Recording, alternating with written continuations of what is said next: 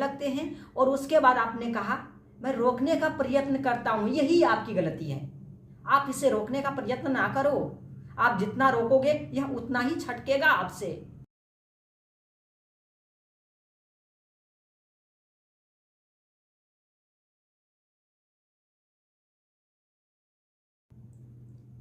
गुरुर्ब्रह्मा गुरुर्विष्णु गुरुर्देव महेश्वर गुरुर्साक्षात् परं ब्रह्मा तस्मै श्री गुरुवे नमः। नमस्कार मित्रों, आज के इस वीडियो में हम कुछ विशेष प्रश्नों के ऊपर चर्चा करेंगे, जिसमें कि हमारा कुछ प्रश्न यहाँ पे लिखा हुआ है कि जो लोगों के मन में अक्सर चलते हैं, मुझे हर समय मौत का डर सताता है। मुझे लगता है कि मेरे जाने के बाद मेरे परिवार का क्या होगा। क्या संन्यास को धारण करना ही होगा उस परम शांति को प्राप्त करने के लिए, और हमें घर परिवार छोड़ना ही होगा? दूसरा प्रश्न है, मैं प्रार्थना करना चाहता हूँ, भगवान का नाम लेना चाहता हूँ, लेकिन जैसे ही आंखें बंद करता हूँ मन में गंदे विचार, काम वासना और लालच आने लगता है। जितना रोकने का कोशिश करता हूँ उतना ही मन भागता है। क्या मैं कभी शुद्ध हो पाऊंगा? ऐसे ऐसे कुछ प्रश्न है हमारे पास। तो आइए पहले प्रश्नों का हम उत्तर जानते हैं। मुझे हर समय मौत का डर सताता है। तो मेरे बंधु, इतना समझो कि यह जो मौत का डर है ना, यह वास्तविकता में मौत का डर नहीं है। यह क्या है जानते हो? यह है मौत के समय होने वाले कष्ट, मौत के समय होने वाले पीड़ा का जो अनुभव आपने पीछे किया, वह चेतना में, वह बुद्धि में स्थित रहता है, चित्त में स्थित रहता है, उसी का तुम्हें डर सताता है। मरने से कोई नहीं डरता, मरते समय जो कष्ट होता है उससे डर लगता है। दूसरी बात, लगता है कि मेरे जाने के बाद मेरे घर परिवार का क्या होगा। घर परिवार का क्या होगा? सबसे पहली बात तो आपका कोई नहीं है यहाँ। आसक्तियों से आप जुड़े हुए हो। आप स्वयं विचार कर थोड़ा देखना कि संसार में कभी कभी और पिता और पुत्र में लड़ाई हो जाते हैं। उस समय क्रोध में पिता अपने पुत्र की हत्यारे बन जाता है, कोशिश करता है। कभी कहीं कहीं तो पिता पुत्र या पुत्र पिता की हत्या भी कर देता है। उस समय उसकी परिवार की चिंता कहाँ गई? तो मेरे बंधु, यहाँ पे यही है कि आसक्ति से आप रहित हो ना, इस वजह से आपको यह चिंता सताती है। बाकी आप आसक्ति से रहित हो जाओगे, यह चिंता नहीं सताएगी। उसके बाद आगे है कि क्या संन्यास को धारण करना ही होगा? बिल्कुल, संन्यास को तो धारण करना ही होगा, लेकिन आगे वह कहता है परम शांति प्राप्त करने के लिए हमें घर परिवार छोड़ना होगा। तो बिल्कुल नहीं, संन्यास तो धारण करना है, लेकिन घर परिवार छोड़ने की आवश्यकता नहीं है। आप संन्यास का अर्थ क्या, पहले इसे समझ लो। संन्यास का अर्थ होता है सब चीज को त्याग देना। तो त्यागने का अर्थ अंदर से आसक्ति रहित हो जाना, यही असली संन्यास है। आप घर छोड़ करके जंगल पहाड़ कहीं भी चले जाओ आप, और मन यहाँ लगा है घर पे, पता नहीं बैंक में जो इतने पैसे जमा थे मेरे पत्नी ने निकाला अथवा नहीं, मेरे बेटे ने खाना खाया होगा या नहीं, नाना प्रकार की चीज़ों की आसक्ति आपकी चेतना घर पे लगी है। क्या आप जंगल जाके करोगे? उससे अच्छा कहीं बेहतर है आप घर परिवार में रह करके आसक्ति से रहित होने का प्रयत्न करो।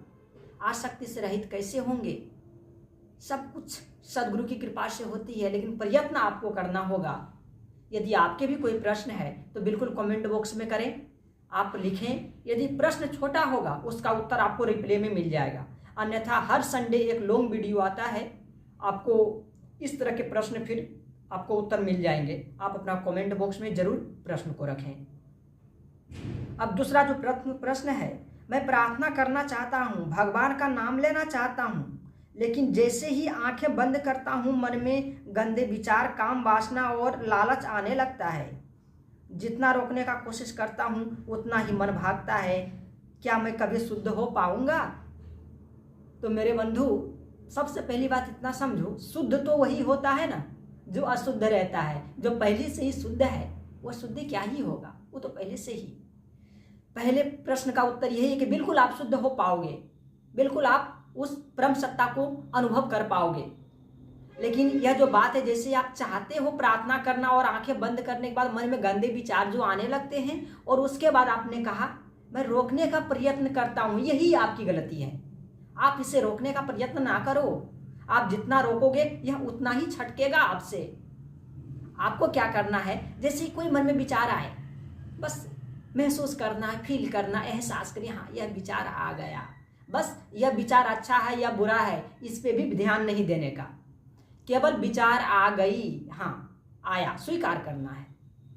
यह विचार पाएंगे धीरे धीरे धीरे धीरे अपने आप खत्म होने लगेगा, समाप्त होने लगेगी, रुकने लग जाएगी यह विचार।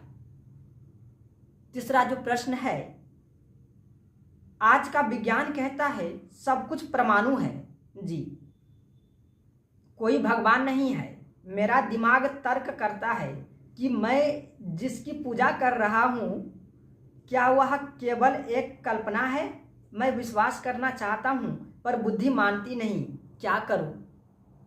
मुझे एक बात बतलाओ मेरे बंधु, जिस ईश्वर ने, ठीक है, एक विशाल सृष्टि की रचना की, एक आकाश गंगा कितनी बड़ी है जो विज्ञान में भी पार नहीं पाया, और वैसे वैसे ना जाने अनंत आकाश गंगा है, और इस आकाश गंगा के अंदर एक हमारा आकाश गंगा है, फिर उसमें एक पृथ्वी आई, फिर पृथ्वी के अंदर, इतनी बड़ी पृथ्वी के अंदर हमारा एक देश आया, फिर देश के अंदर राज्य, राज्य के अंदर जिला, और जिला के अंतर्गत गांव, गांव के अंदर एक छोटा सा घर में एक छोटे से परिवार में आप हो, और इतने बड़े ईश्वर को तुम दिमाग से समझना चाहते हो। कैसी मूर्खता है। दूसरी बात, विज्ञान कहता है सब कुछ परमाणु से बना है, बिल्कुल सही है, और विज्ञान अपने आंसर से तर्क देता है सब कुछ का। मुझे इतना बतलाना, यहाँ पे कहने का सीधा सीधा ये हो रहा है, क्या ईश्वर एक कल्पना है क्या? तो बिल्कुल नहीं। मैं ईश्वर होने का प्रमाण देता हूँ आपको। विज्ञान, सबसे पहली बात, विज्ञान हर चीज कर पा रहा है, ठीक है, लेकिन वो रक्त क्यों नहीं बना पा रहा? हमेशा दूसरे व्यक्ति का खून लेकर के दूसरे व्यक्ति में चढ़ाया जाता है, वो खून कभी बना भी नहीं पाएगा। विज्ञान जानता है कि रक्त में ये पोटेशियम, ये नाइट्रोजन, नाना प्रकार की कुछ भी हो, इसकी मात्रा इतनी है, इसकी मात्रा इतनी है, तो वो बाहर की वस्तुओं से ले ले नाइट्रोजन, पोट्रोजन, जो भी उसे चाहिए। खून बना के दिखाई नहीं बना सकता विज्ञान।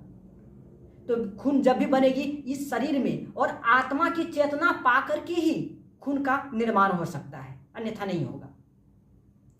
बहुत सारे मतलब इस तरह के तर्क हैं। आप, विज्ञान जानता है कि हाइड्रोजन ऑक्सीजन से जल बनता है। आप जानते होंगे हिंद महासागर, प्रशांत महासागर, इतने इतने जो जल है, कितने हाइड्रोजन और ऑक्सीजन किसने मिलाया, और यह कब मिलाया, कैसे बना ये इतना सारा जल? विज्ञान के पास कोई इसका सबूत नहीं है। तो मेरे बंधु, और सबसे बड़ी बात कि बहुत सारे व्यक्ति ऐसे हैं जो सोए रहते हैं, शरीर में थोड़ी सी खरोंच तक नहीं आती और उसकी मृत्यु हो जाती है। सारा आंख, कान, मुंह, नाक, सारा कुछ तो है ही स्वस्थ, क्या निकल गई शरीर से? विज्ञान उसे जीवित नहीं कर पाता। हाँ, इतना समझो, विज्ञान हमेशा, और विज्ञान भी ये चीज कहता है कि मैंने रिसर्च किया। रिसर्च का अर्थ क्या होता है? रिसर्च का अर्थ होता है रिसर्च, अर्थात फिर से सर्च किया, जो पहले से ही है मैंने उसी को खोज लिया। लेकिन तूने कुछ बनाया थोड़ी, तूने कुछ निर्माण थोड़ी किया, जो पहले से है उसी को तूने खोज लिया, इसी को रिसर्च कहते हैं। विज्ञान कभी नहीं कहता कि मैंने सर्च किया, वो हमेशा कहेगा मैं रिसर्च किया हूं, अर्थात जो पहले से है मैं उसको फिर से जान गया। सत्य ज्ञान को सपोर्ट करो। आपका कोई प्रश्न है कमेंट बॉक्स में रखें। जय श्री कृष्ण।